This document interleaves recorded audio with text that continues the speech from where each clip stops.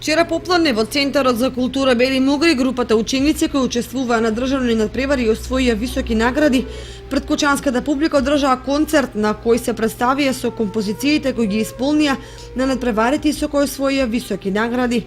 Еве што по завршувањето на концертот изјави директорката на Основното музичко училиште Ристо Јуруков, Елизабета Ѓоргиева. На крајот од учебната година традиционално го одржуваме концертот на наградените ученици. За разлика овој пат на концертот имавме и ученици на кои тек им следува надпреварот.